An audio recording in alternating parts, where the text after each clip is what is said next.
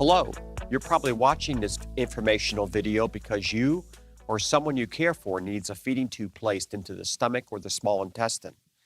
This video is intended to give you an overview of what to expect from having a feeding tube, as well as demonstrations of how to clean the tube site, several methods of how to feed through the tube, and how to use the tube to take medication. Let's get our terminology straight.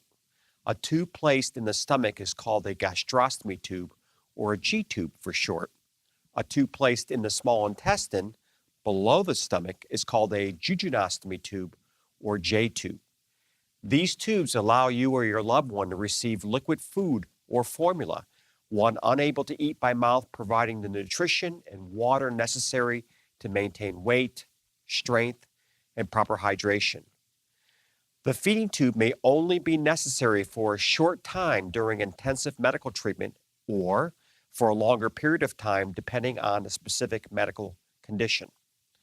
Feeding tubes are usually soft and flexible and can be placed directly through the abdominal wall into the stomach or intestinal tract through a surgical incision called a stoma. A gastroenterologist, radiologist, or GI doctor like myself performs these procedures. The new feeding tube will be secured to the abdomen with tape and covered with sterile gauze.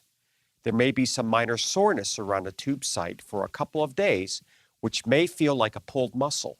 You can expect to see some minor drainage around the tube site for the first 24 to 48 hours. This is normal. Proper care of the feeding tube site is very important, especially during the first 72 hours after the tube is placed. Your physician will tell you or your loved one when you can remove the dressing from your G-tube or J-tube site. Once the bandage has been removed, the skin around the feeding tube must be cleaned daily. You will notice there's a round or triangular disc that helps secure the feeding tube to the abdominal wall. This is called a bolster.